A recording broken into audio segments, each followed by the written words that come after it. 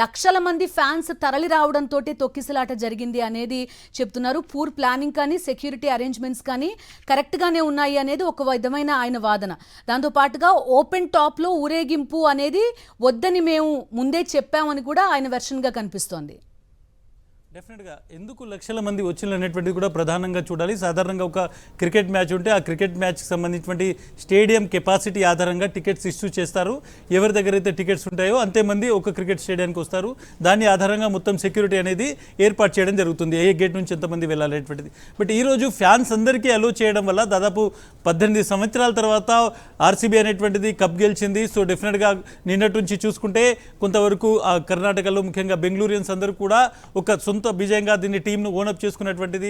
వాళ్ళందరూ కూడా చాలా జాయ్ఫుల్గా ఉన్నారు. ఈ నేపథ్యంలో మొత్తం ఈరోజు ఆర్సీబీకి సంబంధించిన క్రికెట్ టీం వచ్చినటువంటి నేపథ్యంలో అందరూ కూడా అక్కడికి వచ్చినటువంటి దృశ్యం కనిపించింది. బట్ మొత్తం 21 గేట్లు ఉన్నటువంటి చిన్నస్వామి స్టేడియంకి సంబంధించి కేవలం 3 గేట్లు మాత్రమే తెరిచారు అనేటువంటిది ఇన్ఫర్మేషన్ వస్తుంది. ఆ 3 గేట్ల దగ్గర ఒక గేటు దగ్గర ప్రధానంగా ఏదైతే స్లాబ్ ఉందో ఆ స్లాబ్ ఫస్ట్ దాని మీద నుంచి జనం వెళ్ళేటువంటి ప్రయత్నం చేశారో అది కూలింది. ఆ తర్వాత స్టాంపెడ్ స్టార్ట్ అయింది అనేటువంటిది చెప్తున్నటువంటి పరిస్థితి. సో డెఫినెట్గా ఒకేసారి అంతమందిని అంటే ఎంతమంది వస్తారు అనేటువంటి అంచనా ఎవరికీ లేదు. ఇన్ని లక్షల మంది వస్తారు, మోర్ దాన్ 2-3 lakhs అనేటువంటిది ఎక్స్పెక్ట్ చెప్తున్నటువంటి మాట. ఎన్ని లక్షల మంది వచ్చారనేటువంటిది ఇంకా కరెక్ట్ గణాంకాలు రావాలి. కానీ 2-3 లక్షల కంటే ఎక్కువ మంది జనాలు ఆ ప్రాంగణంలో ఉన్నారు అనేటువంటిది ఇప్పటిదాకా అందుతున్నటువంటి సమాచారం. కేవలం 40,000. ఇస్మాయిల్, ఇప్పుడు డీకే శివకుమార్ ఏం చెప్తున్నారంటే మేము 10-15 నిమిషాల్లో ఈ ఫెలిసిటేషన్ ప్రోగ్రామ్ అంతటిని కంప్లీట్ చేస్తాం, అది కంటిన్యూ అవుతుంది అనేదే ఆయన మాట. చేయకూడదు అనేది ఇక్కడ అభిప్రాయం కాదు, కానీ బట్ స్టిల్ ఎలాగా కంటిన్యూ చేయగలుగుతారు ఇంతటి ఇబ్బందికర పరిస్థితుల్లో అనేది ఒక ప్రశ్న. డెఫినెట్గా బిందు ఆయన దీన్ని మేము ర్యాపప్ చేస్తాము అంటే తొందరగానే క్లోజ్ చేసి ఇక్కడ నుంచి పంపిస్తామనేటువంటి మాట మాట్లాడారు.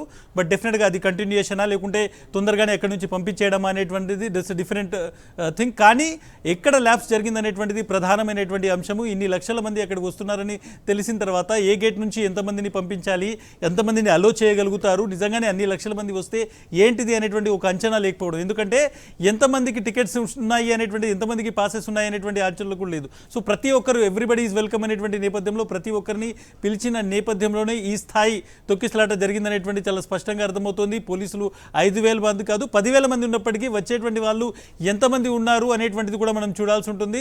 సో ఈ నేపథ్యంలో ఒకేసారి తొక్కిసలాట జరిగిందని అర్థమవుతుంది. ముఖ్యంగా ప్రధానంగా ఇది ఓవరాల్గా చూసుకుంటే ఒక విషాదమైనటువంటి సంఘటన. ఒక స్పోర్టింగ్ ఈవెంట్లో ఈ విధంగా జరగడం అనేటువంటిది గతం కొన్ని దశాబ్దాల కాలంలో ఇంత పెద్ద ఒక దారుణమైనటువంటి సంఘటన మనం చూడలేదు. బట్ డెఫినెట్గా బెంగళూరియన్స్ 17 ఏళ్ల పాటు ఒక కప్ కోసం వాళ్ళు నిరీక్షించారు. ఐపీఎల్ అనేటువంటిది ఒక విధంగా ఇండియన్ క్రికెట్లో ఒక ఇంటర్నేషనల్ క్రికెట్ తర్వాత చాలా ఫేమస్ అయినటువంటి క్రికెటింగ్ గేమ్, క్రికెటింగ్ సీజను. ఇటువంటి ఒక ఈవెంట్లో ఈ సంఘటన జరగడం అనేటువంటిది చాలా విషాదమైనటువంటిది. చనిపోయిన వాళ్ళు 4 మహిళలు, ఒక బాలుడు ఉన్నారు, చాలామంది చిన్నపిల్లలు తీసుకొచ్చారు, ఫ్యామిలీ గ్యాదరింగ్స్ ఉన్నాయి, చాలామంది ఫ్యామిలీతో ఇది చూడడానికి వచ్చారు.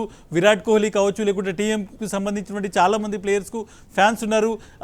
ఈవెన్ ఆర్సీబీకి సంబంధించి చూసుకుంటే ఆర్సీబీకి ఈవెన్ హైదరాబాద్లో కూడా చాలామంది ఫ్యాన్స్ ఉన్నటువంటి విరాట్ కోహ్లీ కారణంగా చాలా ఫ్యాన్ బేస్ ఉంది ఆ మొత్తం ఆ ఫ్రాంచైజీకి. సో పెద్ద ఎత్తున గ్యాదరింగ్ అనేటువంటిది జరిగింది. బట్ డెఫినెట్గా ప్లానింగ్ అనేటువంటిది చాలా పూర్ ప్లానింగ్ కనిపిస్తుంది. ఎట్ ద సేమ్ టైం ఇంతమందితో అక్కడ ర్యాలీ చేయడం అనేటువంటిది, లేకుంటే అక్కడికి ఒక ఈవెంట్ దగ్గర తీసుకురావడం అనేటువంటిదే అతిపెద్ద ప్రమాదానికి కారణం, అతిపెద్ద తప్పు అనేటువంటిది అర్థమవుతుంది. ఎందుకంటే ఇన్ని లక్షల మంది అక్కడికి వస్తే వాళ్ళని ఎక్కడ అకామిడేట్ చేస్తారు, ఎక్కడ స్టేడియంలోకి ఎంతమందిని అలో చేస్తారు, అలో చేయడానికి వీళ్ళ దగ్గర ఎటువంటి ఒక పాసింగ్ సిస్టమ్ కావచ్చు, లేకుంటే వాళ్ళ దగ్గర ఎటువంటి క్యూఆర్ కోడ్స్ కావచ్చు, వాళ్ళు లోపల వచ్చేయడానికి ఎటువంటి సిస్టమ్ని వీళ్ళు జనరేట్ చేయలేదు. ఇది నిన్న గెలిచారు, ఈరోజు ఈవెంట్ ఏర్పాటు చేశారు. సో ప్రతి ఒక్కరు ఎవ్రీబడి ఈజ్ వెల్కమ్ అనేటువంటి ఒక మెసేజ్ ఉంది. కాబట్టి ప్రతి ఒక్కరు ఎక్కడికి వచ్చారు, అందువల్లే ఈ దారుణం జరిగింది అనేటువంటిది ఉంది. బట్ డెఫినెట్గా దీని మీద రాజకీయంగా కూడా చాలా పెద్ద ఎత్తున విమర్శలు వచ్చేటువంటి ఉంది.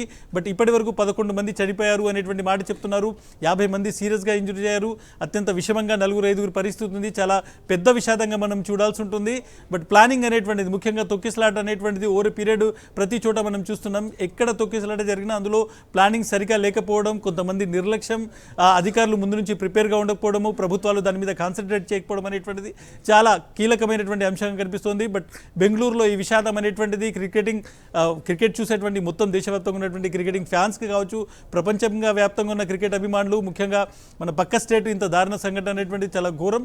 బట్ ఏంటి దీని మీద ఫర్దర్గా ఏం జరుగుతోంది, ఫర్దర్గా ఉన్న వాళ్ళకు ఎటువంటి సదుపాయాలు కల్పిస్తున్నారు, ఏ విధంగా చాలామంది మనం చూస్తున్నాం అక్కడ ఉన్నటువంటి తోటి ఏదైతే ప్రజలు ఉన్నారో వాళ్ళే మనం చూడొచ్చు, వాళ్లకు సంబంధించినటువంటి సపర్యలు చేస్తున్నటువంటి అంశాలు చూస్తున్నాం. పెద్దగా అంబులెన్సెస్ కూడా కనిపించలేదు. అంటే ఒక విధంగా ఇంత స్థాయిలో జనాలు వస్తారు అనేటువంటి ఒక ఎక్స్పెక్టేషన్ కావచ్చు, ఒక ప్లానింగ్ అక్కడ ఉన్నటువంటి అడ్మినిస్ట్రేషన్ దగ్గర కొరవడింది అనేటువంటిది ప్రాథమికంగా అర్థమవుతుంది.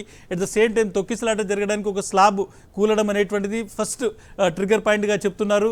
లాఠీ చార్జ్ కూడా జరిగింది తర్వాత. సో ఒక విధంగా కొంత గందరగోళమైనటువంటి సిచ్యువేషన్ స్టిల్ ఉంది. ఇప్పటివరకు మనం డీకే శివకుమార్ మాట్లాడడం చూసాము. కొంత స్టెబిలైజ్ అయిన తర్వాత దీని మీద మళ్ళీ మాట్లాడతామంటున్నారు. కాబట్టి పరిస్థితి ఇంతకంటే చేజారకుండా మృతుల సంఖ్య కావచ్చు, గాయపడే సంఖ్య ఇక్కడికి ఆగిపోవడం బెటర్ అని ప్రతి ఒక్కరు కోరుకోవాలనేటువంటిది ఇక్కడ కనిపిస్తోంది. ఓకే ఇస్మాయిల్.